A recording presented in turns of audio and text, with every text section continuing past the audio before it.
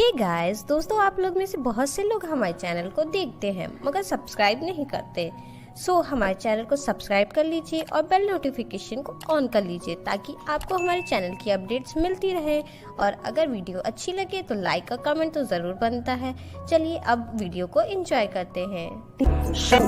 圣剑斩万难，洒热血少年郎，公子美名挂。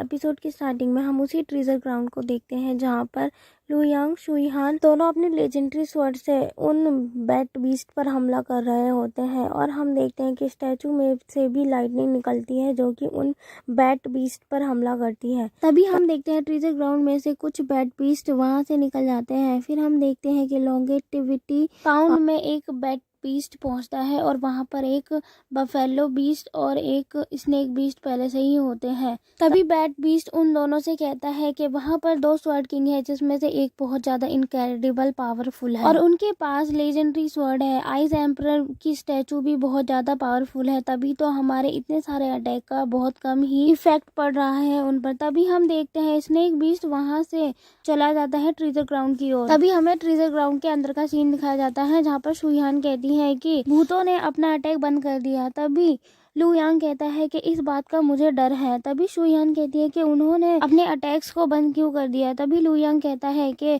शायद उन्होंने थोड़े समय के लिए किया है ऐसा ताकि वो और भी ज्यादा स्ट्रांग हो जाए। तभी शुईहान कहती है कि ये भूतों का मास्टर हो सकता है जो कि बहुत ज्यादा स्ट्रांग है, पर मैं नहीं चाहती कि वो हो। और वो कहती है कि मेरे एंसेस्टर के नोट्स में लिखा है कि एक स्मॉल भूतों का मास्टर वो 10 से लेके 20 जैंग टॉल होता है और एक बड़ा भूतों का मास्टर वो 30 से लेके 40 जैंग टॉल हो सकता है। तभी लू यांग को अपनी आंखों में से रियलाइज हो जाता है कि वो एक भूतों का मास्टर ही है और वो कहता है कि क्या मैं अपनी इस टोशन स्वॉर्ड से उसको ब्लॉक कर पाऊंगा।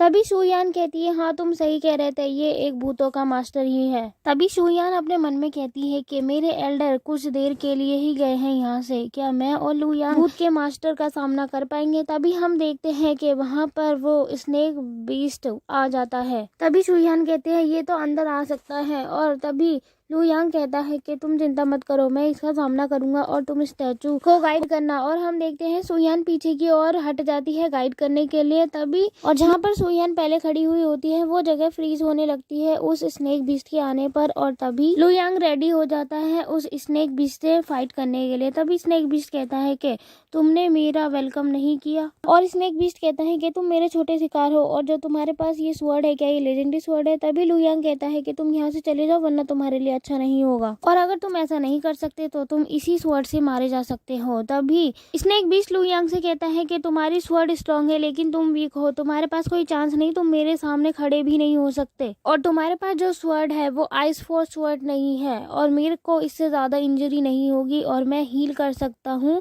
लॉन्गेविटी पाउंड में। तभी स्नेक बीस्ट कहता है तुम्हारी स्वॉर्ड का मतलब होगा कि मेरा कोई नुकसान नहीं और तुम दोनों एक बहुत ही ज्यादा कम एज में स्वॉर्ड किंग बन गए हो। और स्नेक बीस्ट गोल गोल घूम करके कहता है कि तुम दोनों ह्यूमन मार्शल आर्टिस्ट के हेवनली चाइल्ड में से हो और तुम दोनों को मारना मेरे लिए बहुत ज्यादा सम्मान की बात होगी। और वो स्नेक बीस्ट इतना बोलकर उससे कहता है कि अब मैं दिखाता हूँ कि मास्टर लेवल की पावर क्या होती है और वो उस पर अटैक कर देता है। तभी लू यांग खुद को प्रोटेक्ट करते हुए स्नेक बीस्ट पर अपनी स्वॉर्ड से स्वॉर्ड एनर्जी ऑफ स्टार्स का अटैक करता है और लू यांग इस अटैक से स्नेक बीस्ट के अटैक को रोक लेता है। तभी स्नेक बीस्ट बोलता है कि ये काफी इंटरेस्टिंग है, तुम अपनी लेजेंडरी स्वॉर्ड के साथ एक अच्छे स्वॉर्ड किंग हो, लेकिन मेरे लिए दया की बात है क्योंकि तुम मेरे आगे एक चींटी के बराबर हो। और तभी स्नेक बीस्ट उस पे सेकंड अटैक करता है जिसको लू यांग डॉज करने के लिए अपनी टोशन स्वॉर्ड से अटैक कर देता है, लेकिन टोशन स्वॉर्ड का अटैक उसके वार का सामना नहीं कर पाता। तभी लू यांग दोबारा से अटैक करता है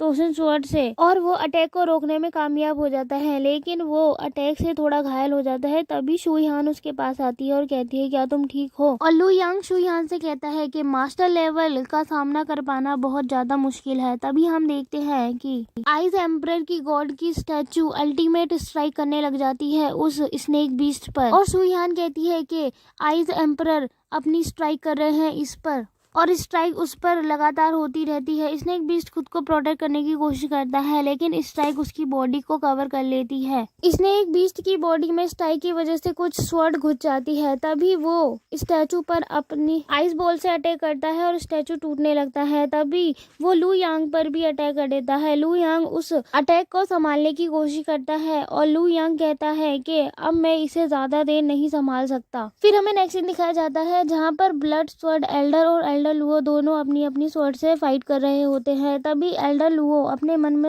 बोलते हैं ये बहुत बुरा हुआ, वो भूतों का मास्टर है और आइस एम्परर की स्टैचू भी ज्यादा देर नहीं टिक सकती। तभी ब्लड स्वॉर्ड एल्डर हंसते हुए कहता है अब तो आइस डोमेन के डीमन की सील भी ब्रेक हो चुकी है और तुम्हारी पोती अब नहीं बच सकती, वो उन भूतों के हाथ तो मारी जाएगी। अभी भी वक्त है, तुम मुझे बता दो कि आइस फोर्स स्वॉर्ड को कैसे कंट्रोल करते हैं और मैं तुम्हें जाने दूंगा तुम्हें तुम्हारी पोती को बचाने के लिए।